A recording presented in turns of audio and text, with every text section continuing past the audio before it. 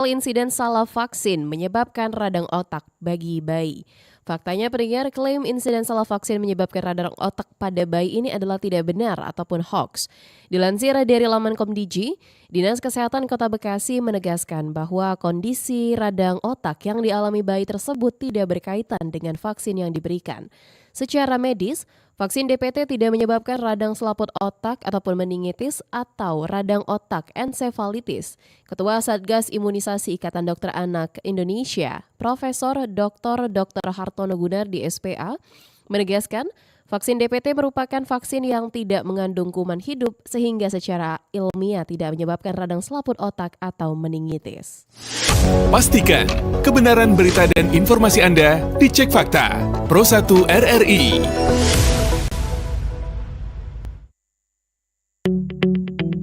RRI Digital dengan tampilan baru, berbagai konten kolaborasi dari berbagai program nasional, termasuk siaran visual langsung, siaran radio langsung, daftar putar musik, podcast, berita video, dan berbagai fitur interaksi pengguna dalam permainan. Berbagai konten menarik seperti suka, komentar, dan berbagi, serta obrolan langsung dengan penyiar dan pengguna. Pesan langsung dan fasilitas obrolan pribadi antara pengguna aplikasi juga tersedia. RRI Digital tersedia di Google Store dan App Store. RRI Digital. Waktunya Anda sampaikan keluhan, masalah, atau informasi seputar fasilitas layanan publik. Halo RRI.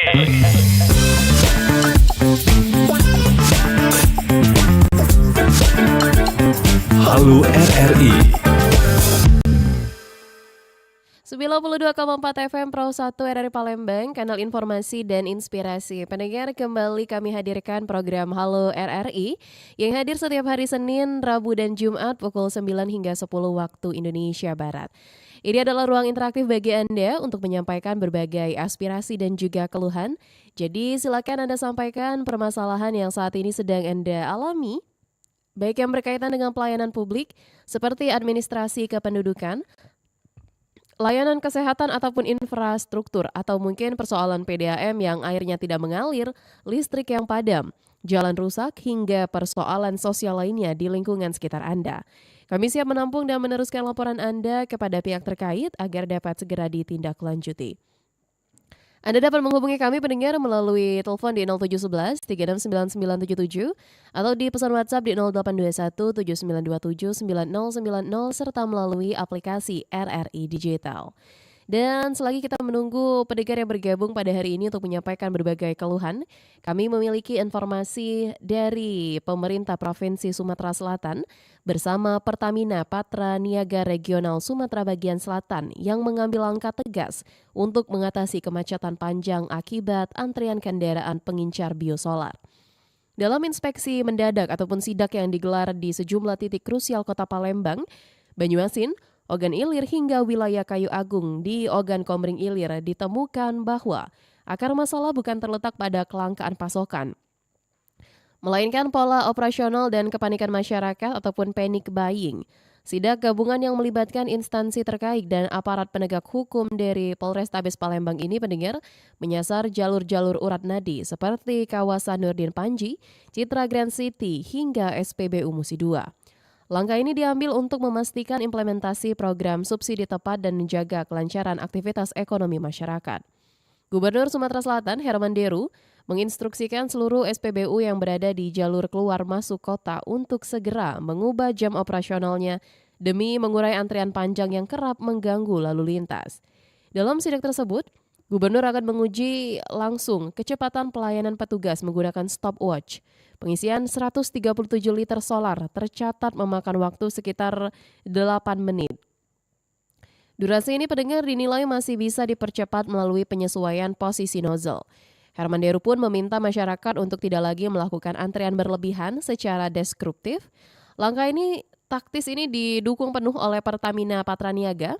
Pemetaan berkala terus dilakukan untuk mengoptimalkan distribusi dari terminal BBM ke seluruh jaringan SPBU di Sumatera Selatan. Eksekutif General Manager Pertamina Patra Niaga Regional Sumbaksel Alexander Susilo menegaskan, Komitmennya dalam menjaga keandalan pasokan energi ini sekaligus memastikan juga penyaluran BBM subsidi yang dilaksanakan sesuai dengan regulasi.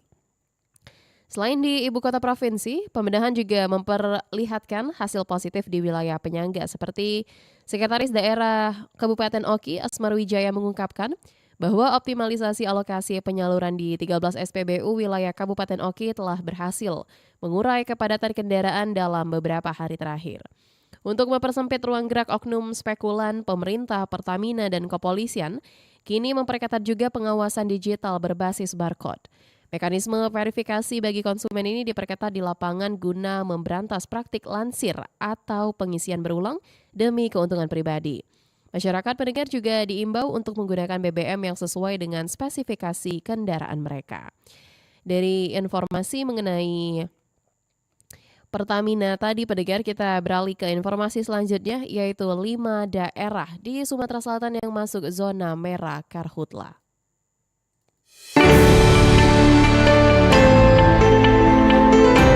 Masih bersama Anda, Halo RRI.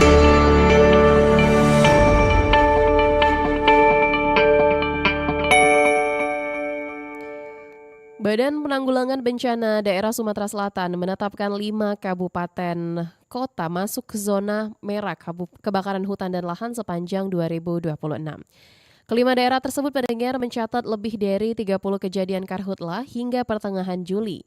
Kepala Bidang Penanganan Darurat BPBD Sumatera Selatan Sudirman mengatakan, 5 daerah tersebut meliputi Kabupaten Penukal Abab Lematang Ilir, Musi Banyuasin, Ogan Ilir, Banyuasin, dan Muara Enim.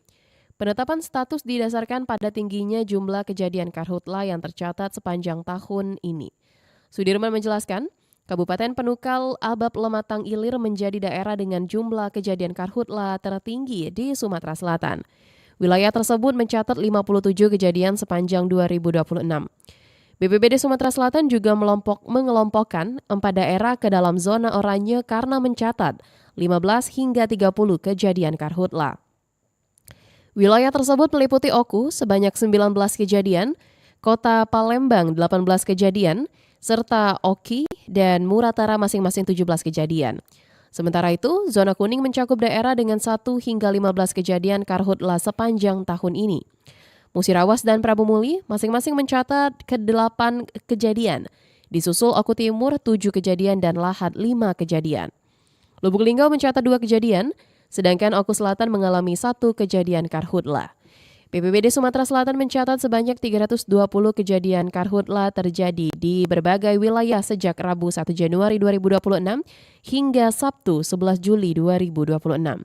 Jumlah tersebut pendengar diperkirakan masih berpotensi meningkat selama musim kemarau berlangsung.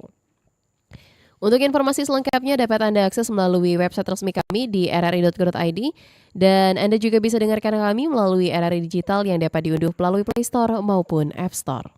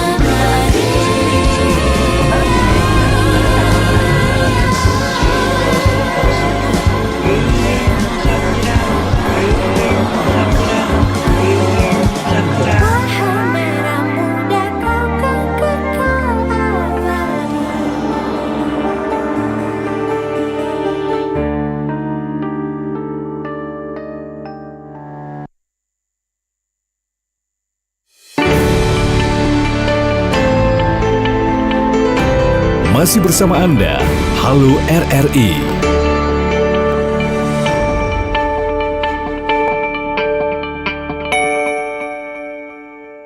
92,4 FM Pro 1 dari Palembang, kanal informasi dan inspirasi. Kita masih di Halo RRI pendengar untuk edisi hari Rabu 15 Juli 2026. Di hari Senin kemarin, tepatnya di tanggal 13 Juli 2026, kami mendapatkan laporan dari Pak Ahmad di Palembang yang mengeluhkan terkait vandalisme di Kota Palembang yang saat ini masih marak terjadi, serta hal ini juga menyebabkan mengurangi estetika dan wajah Kota Palembang. Terkait laporan Ahmad di Palembang, tim Halo RRI melakukan koordinasi bersama Kepala Satpol PP Kota Palembang, Harrison. Berikut wawancara tim Halo RRI bersama Kepala Satpol PP Kota Palembang, Harrison. Assalamualaikum Pak. Halo. Waalaikumsalam. Apa kabar Pak Harrison? Ya baik, alhamdulillah. Terkait ini Pak, tentang vandalisme yang marak terjadi di Kota Palembang Pak. Bisa dijelaskan sedikit nggak Pak? Saat ini bagaimana Pak tentang aksi vandalisme di Kota Palembang saat ini seperti apa Pak? Ya kalau kita kan sekarang ini kan pengawasan, pemantauan tetap kita lakukan. Terutama di jam-jam rawan, di malam hari. Itu kan ada tim kita, ada tim ORC namanya Unit Reaksi Cepat. Itu juga setiap malam kita lakukan patroli, terutama di daerah-daerah memang rawan yang dilakukan oleh oknum-oknum yang tidak bertanggung jawab berkaitan dengan vandalisme, seperti itu. Baik Pak, untuk masalah aksi vandalisme ini sendiri Pak, bagaimana Pak untuk para pelaku tuh Pak? Apakah sudah pernah ketangkep atau seperti apa Pak sejauh ini Pak? Ya, kemarin kan sudah kita ditangani oleh pihak Polrestabes kan, kemarin kan sudah ada pelakunya. Nah itu kan sudah diamankan, sudah itu seperti itu. Nah itu. Baik Pak, itu alasan utama para pelaku tuh Pak melakukan aksi itu apa ya Pak? Alasan mereka Pak? Sebenarnya mereka ini kan ya kategori kenakalan remaja bisa. Mereka ini kan, nah itu. Tapi yang kemarin kan sudah dilaporkan dan diamankan. Nah, karena sekarang ini kan juga kita kan untuk pengawasannya itu semua titik itu kan sudah dipasang oleh CCTV. Ya. Jadi ini juga dari Dinas Kominfo juga mana diinstruksikan oleh Bapak Wali Kota, mana yang titik-titik rawan ini itu sudah kita pasang CCTV semua. Nah itu di samping kita sebagai petugas melakukan patroli pengawasan, di sisi lain ada CCTV di tempat-tempat tertentu semuanya sudah dipasang CCTV untuk melakukan pengawasan hal tersebut. Termasuklah yang kejadian di Cindi kemarin. Nah itu kan kejadian di simpang lampu merah Caritas. Kenapa pelakunya bisa kita amankan oleh pihak kepolisian? Karena bukti permulaannya ada dari CCTV. Nah itu. Baik. Pak, selain dari pemasangan CCTV, langkah apa lagi Pak yang konkret Pak yang bisa dilakukan Satpol PP agar membuat para pelaku ini jera Pak? Yang jelas kita patroli rutin kita lakukan. Patroli setiap malam itu kita lakukan patroli dari unit ORC tadi. Itu salah satu untuk mencegah hal-hal terutama vandalisme, dan bukan hanya vandalisme yang kita lakukan patroli itu, termasuk balap liar, termasuk penakalan remaja yang suka tawuran. Nah, itu juga kita lakukan, dan kita juga selalu berkoordinasi baik dari Polrestabes maupun dari pihak polsek-polsek setempat, seperti itu. Baik, Pak Harrison, selain dari vandalisme ini sendiri Pak, bagaimana Pak dengan gepeng itu seperti apa Pak penanganan saat ini Pak? Nah, berkaitan dengan gelandangan pengemis, anak jalanan, nah ini juga memang selalu terutama kita lakukan penertiban itu setiap hari Jumat. Memang banyak sekali, terutama di hari-hari Jumat, misalnya kan Jumat Berkah. Nah mereka ini banyak sekali gelandangan pengemis, anak jalanan yang bermunculan di Kota Palembang. Nah ini juga yang pola yang kita lakukan saat ini dari dinas sosial terutama itu sudah menyediakan rumah singgah.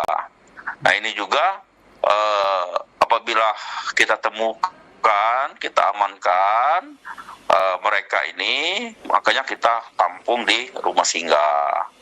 Kita lakukan pembinaan di sana, seperti itu. Baik, Pak, untuk masalah vandalisme ini sendiri, Pak, tercatat, Pak, dari Pol PP sendiri, Pak, ada berapa catatan, Pak, aksi vandalisme ini, Pak? Tapi yang data dari kita itu kan ada tempat-tempat tertentu seperti di Simpang Caritas, lampu merah Caritas, sudah itu di arah dekat Simpang Simpang Polda, sudah itu di di Simpang 5 DPR. Nah itu yang ada rutin, Pak, ya? di kita, berbagai di tempat-tempat tertentu, di tempat-tempat seperti di dinding tembok-tembok, pagar, seperti itu. Baik, Pak Harrison, terakhir, Pak, apa sih, Pak, pesan ataupun harapan Bapak kepada masyarakat untuk juga para pelaku vandalisme ini untuk tidak melakukan hal serupa, itu seperti apa, Pak? Ya harapan kita dari pemerintah Kota Palembang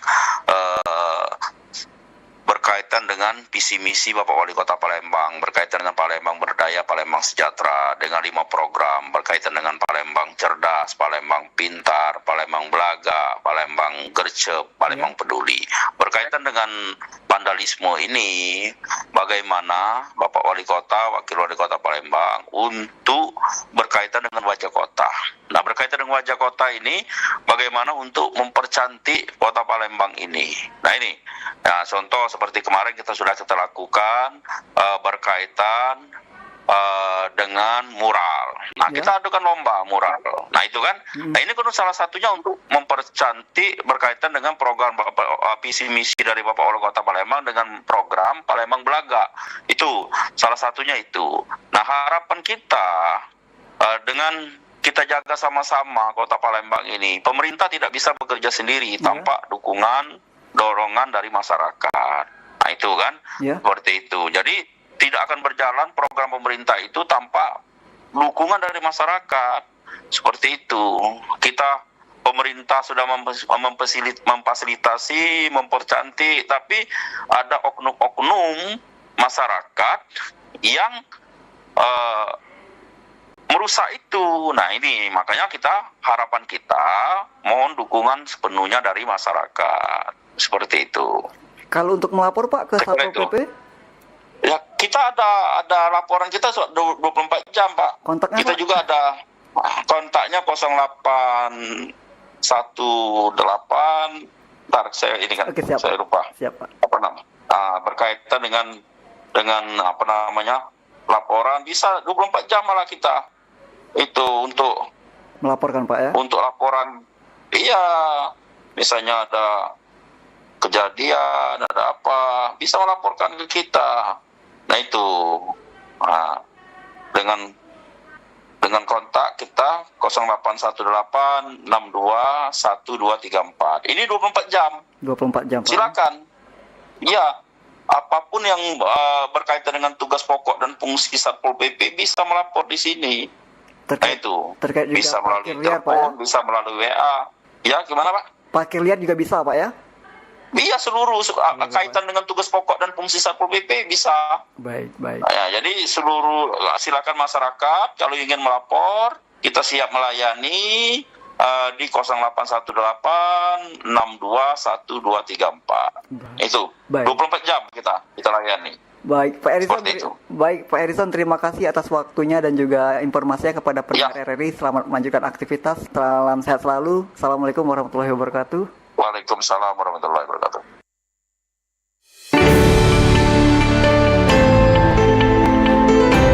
Masih bersama Anda, Halo RRI.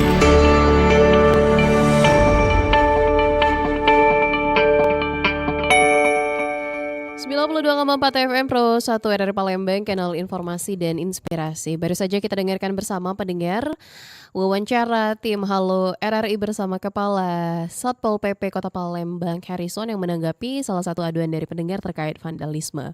Dan selanjutnya, pada hari Senin kemarin 13 Juli 2026, Ada aduan pertama itu dari masyarakat terkait persoalan pertanahan.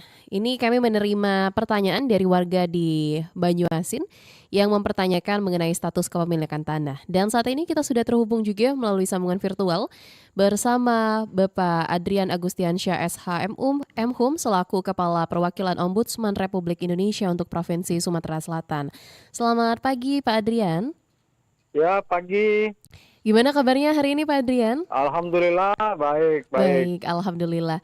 Pak Adrian, di hari Senin kemarin ada salah satu pendengar kita, Pak Zakaria, yang bertanya di Halo RRI ini mengenai seseorang yang membeli tanah dan dokumen yang dimiliki ini hanya berupa surat keterangan dari kelurahan. Apakah tanah Ya, tersebut sudah bisa dianggap sah secara hukum atau bagaimana Pak Adrian? Silakan Pak.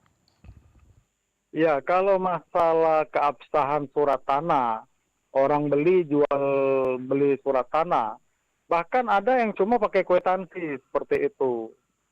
Ini kan tinggal, makanya kita sebagai pembeli mesti menyelidikin dulu apakah tanah itu memang tidak ada pihak-pihak lain yang mengklaim seperti itu. Apakah memang tanah itu dikuasain oleh pihak penjual? Kalau misalnya, ini kan contohnya di Banyuasin tuh. Kalau di Banyuasin sebenarnya sejak 2014 itu sudah ada perda yang mengatur tentang pembuatan surat kepemilikan tanah seperti itu. Biasanya yang dikeluarkan oleh pihak kecamatan. Nanti yang ke lapangan itu pihak kelurahan atau pihak desanya seperti itu. Jadi kalau yang suratnya sudah langsung dari pihak kecamatan, saya pikir status tanah itu sudah cukup kuat seperti itu. Baik, Itu Mbak. baik. Kalau banyak kan masyarakat ini yang menganggap selama ada surat dari kelurahan berarti tanah tersebut kan sudah aman nih Pak Adrian. Sebenarnya apa Pak perbedaan surat keterangan kelurahan ini dengan sertifikat tanah yang diterbitkan oleh BPN? Kalau di Banyuasin sih sebenarnya enggak dikenal ya surat keterangan dari pihak desa atau kelurahan. Kalau dulu-dulu memang ada tuh biasanya karena untuk ya menguatkan saja dulu sementara seperti itu. Sebelum biasanya mereka buat surat keterangan dari kecamatan. Itu jadi camat yang mengeluarkan dan memang nanti yang verifikasi ke lapangan itu dibantu dengan pihak kelurahan. Tuh, tapi kalau memang kita mau yakin atau kuat atau tidak, ya tentu harusnya memang berupa sertifikat hak milik yang dikeluarkan oleh pihak BPN. Lalu apakah misalnya orang beli tanah misalnya cuma dengan bukti berupa kwitansi, mungkin ada surat keterangan lurah, lalu tanah itu tidak kuat, ya tidak juga. Kalau misalnya memang tanah itu betul-betul dikuasain oleh pihak yang jual selama ini dan tidak ada pihak yang ngeklaim apapun juga, ya biasanya tanah-tanah seperti itu juga aman, seperti itu. Cuma kalau kita mau berbicara masalah formalitas, tentu kita butuh kan namanya surat yang dari kecamatan atau bahkan mungkin dalam bentuk sertifikat. Seperti itu Mbak. Oke, jadi masyarakat juga perlu lebih teliti Pak ya untuk memastikan status Iya, dan dokumen tanahnya. Oke, itu. dari Banyuasin tadi kita beralih kembali ke Palembang Pak, ada aduan selanjutnya, ini pertanyaan dari Pak Aan, warga Perumnasako, yang mempertanyakan mengenai adanya biaya kelulusan di sekolah. Jadi Pak Aan ini menyampaikan bahwa masih ditemukan Pak adanya biaya yang harus dikeluarkan oleh orang tua siswa menjelang kelulusan khususnya di sekolah swasta seperti penebusan ijazah dan lain sebagainya. Untuk terkait surat edaran mengenai biaya kelulusan sekolah ini, apakah aturan tersebut hanya berlaku untuk sekolah negeri atau juga berlaku bagi sekolah swasta, Pak? Lalu juga bagaimana Ya, nih terus. ketentuannya mengenai biaya kelulusan yang dibebankan kepada orang tua siswa ini, Pak? Silakan. Ya, tentu begini, kami juga ada nih apa itu laporan yang masuk kan ke kami terkait biaya kelulusan itu. Memang kalau kita lihat misalnya sekolah-sekolah negeri swasta itu mereka kadang-kadang mereka cetak apa ya sampul ijazah seperti itu. Mhm. Nah, itu mesti kita lihat juga apakah pencetakan sampul ijazah itu pakai dana BOS. Kalau memang dibolehkan pakai dana BOS, semestinya tidak perlu lagi mengutip kepada siswa. Seperti itu. Tapi kalau andai kata memang tidak memakai dana BOS, apalagi di swasta biasanya, nah itu mereka mengutip kepada siswa. Cuma dalam banyak kali yang kami temukan, kutipan itu ternyata bukan hanya saja biaya untuk pencetakan sampul ijazah tersebut. Bahkan ada misalnya satu sekolah kemarin swasta yang dilaporkan di kami, mereka minta sampai biayanya 400.000 untuk biaya kelulusan ngambil ijazah. Dan yang lebih mirisnya lagi, bagi siswa yang tidak melunasin hal itu, maka ijazahnya tidak dapat diberikan. Nah, ini yang tidak diperkenalkan seperti itu. Jadi kita tidak boleh mensyaratkan apapun juga, apalagi untuk surat kelulusan siswa tersebut. Itu. Bahkan di beberapa kali yang kasus kami hadapin, ada sekolah negeri misalnya yang tetap memungut semacam iuran, tiba-tiba anaknya nunggak, begitu dia lulus ijazahnya dirapot, wah itu fatal sekali seperti itu. Sehingga hal-hal yang ini nampaknya memang perlu masyarakat juga melaporkan ke pihak kami, sehingga bisa kami tindak lanjutin juga seperti itu. Baik, jadi kalau ada orang tua yang merasa keberatan atau menemukan adanya pungutan yang tidak sesuai aturan ini, langkah yang mereka lakukan ini berarti ke Ombudsman terlebih dahulu ya Pak Adrian? Ya sebaiknya begini, mereka mesti komplain dulu tuh ke pihak sekolah. Jadi ajukan keberatan dulu terkait hal tersebut. Karena begini, ada beberapa kasus misalnya mereka mengajukan keberatan dengan sekolah, mungkin dengan kondisi misalnya memang orang yang tidak punya, lalu sekolah membebaskan hal tersebut, seperti itu. Nah, kalau ternyata mereka sudah komplain ke pihak sekolah, tetapi pihak sekolah masih tetap ngotot, misalnya tetap mesti lunas ini baru ijazahnya diberikan, silakan laporkan nanti ke Ombudsman, seperti itu. Oke, ini kalau misalnya mau melaporkan ke Ombudsman, mereka harus kontak kemana Pak Adrian? Ke nomor WhatsApp kita ada, atau nanti langsung datang ke kantor kita di depan Polda, itu Jalan Radio nomor 1. Baik, jadi untuk masyarakat yang hendak mengadu ke Ombudsman bisa langsung datang ke kantor maupun ke pesan WhatsApp di 0811 9703 737 Pak ya? Iya, Baik. seperti itu. Baik, terima kasih banyak Pak Adrian atas penjelasan dan tanggapannya juga terhadap aduan masyarakat, khususnya pendengar Pro 1 RRI pada hari ini. Semoga informasi yang Bapak sampaikan juga dapat membantu pendengar untuk lebih memahami haknya sebagai pengguna layanan publik baik terkait persoalan pertanahan maupun pendidikan. Sekali lagi kami ucapkan terima kasih banyak Pak Adrian. Ya, baik, makasih Mbak. Baik, dan juga pendengar kami informasikan kembali bahwa Anda masih bisa bergabung bersama kami di Halo RRI. Silakan sampaikan keluhan Anda di 0711 369977 atau di pesan WhatsApp di 0821 7927 9090. Pastikan Anda tetap bersama kami di Pro 1 RRI Palembang, kanal informasi dan inspirasi.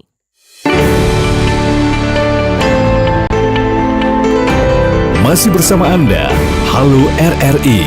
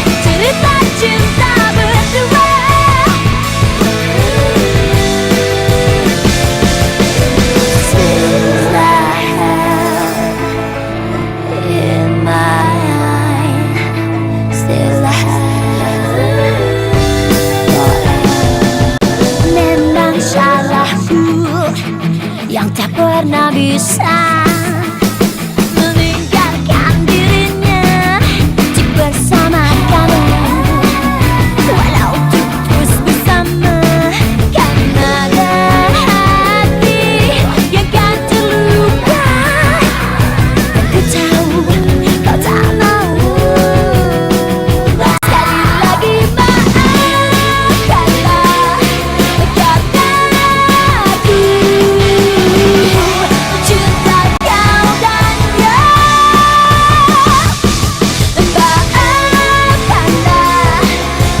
Maafkanlah, aku tak bisa tinggalkan dirinya. Sekali lagi maafkanlah, karena aku cinta kau dan dia. Maafkanlah, aku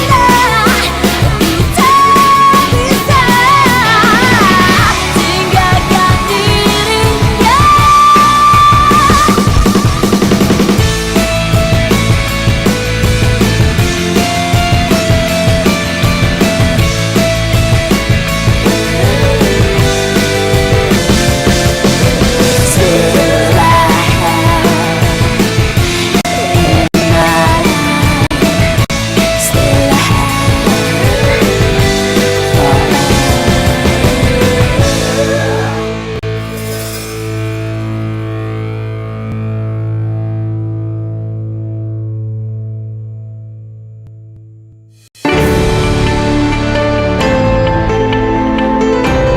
Masih bersama Anda, Halo RRI.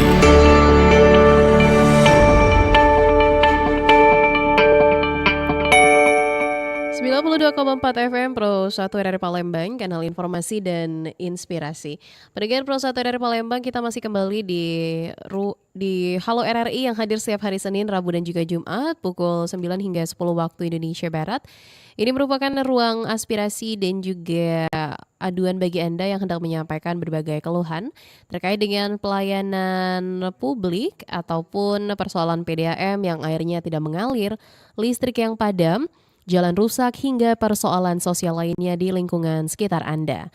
Kami siap menampung dan meneruskan laporan Anda kepada pihak terkait agar dapat segera ditindaklanjuti.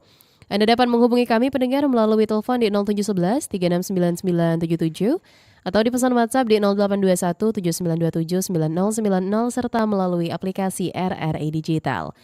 Sembari kita menunggu informasi dari para pendengar yang bergabung pada hari ini, kami memiliki informasi selanjutnya dari masih di Badan Penanggulangan Bencana Daerah Musi Banyuasin yang mencatat 179 titik panas terdeteksi sepanjang 1 Januari hingga 13 Juli 2026.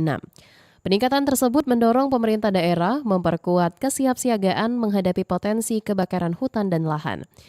Data Brain Fire Hotspot menunjukkan Batanghari Leko ini menjadi kecamatan dengan titik panas terbanyak. Wilayah lain yang terpantau meliputi Sungai Keruh, Lais, Tungkal Jaya, Bayung Lencir, dan Sekayu. Batanghari Leko ini mencatat 35 titik panas, disusul Sungai Keruh 25 titik dan Lais 24 titik. Tunggal Jaya mencatat 23 titik, Bayung Lencir 16 titik, serta Sekayu 13 titik. BPBD bersama instansi terkait pendengar terus memantau perkembangan melalui citra satelit dan juga patroli lapangan. Pemeriksaan langsung dilakukan untuk memastikan kondisi di setiap lokasi yang terdeteksi memiliki titik panas. Staf Pusat Pengendalian Operasi Penanggulangan Bencana BPBD Musi Banyuasin, Rivo Handoko mengatakan, kesiapsiagaan terus ditingkatkan selama musim kemarau. Langkah tersebut dilakukan untuk mencegah titik panas berkembang menjadi kebakaran hutan dan lahan. BPBD juga mengimbau masyarakat tidak membuka lahan dengan cara membakar selama musim kemarau. Kondisi cuaca kering ini dinilai dapat mempercepat penyebaran api apabila terjadi kebakaran. Hingga pertengahan Juli 2026, pendengar luas lahan terbakar di Musi Banyuasin mencapai 36,39 hektar.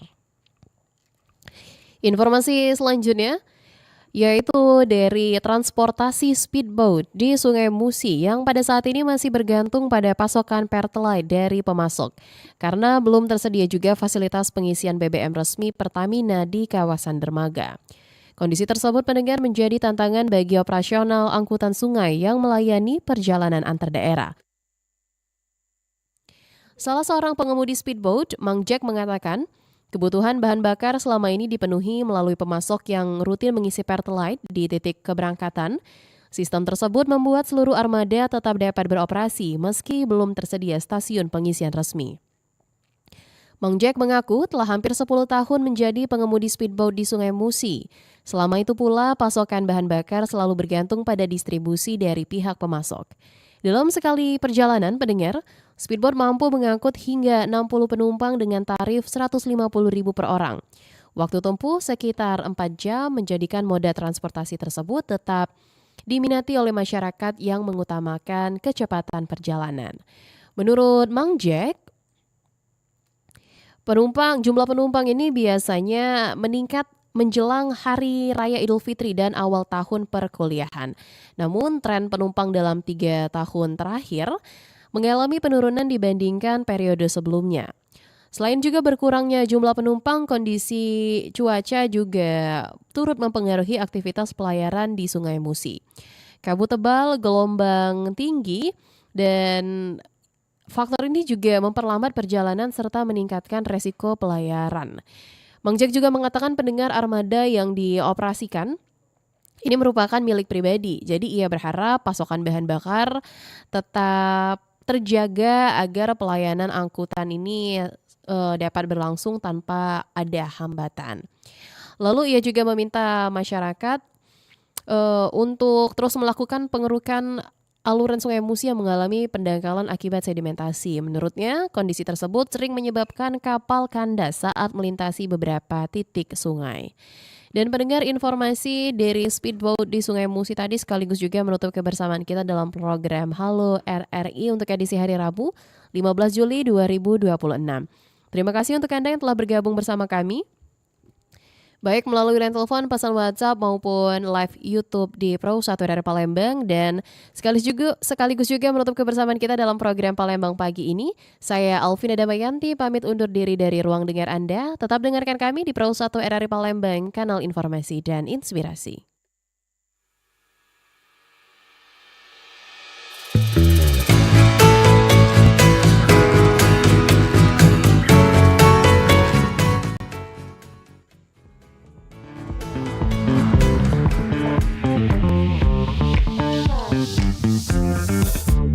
Baru saja Anda ikuti Halo RRI. Terima kasih untuk partisipasi Anda.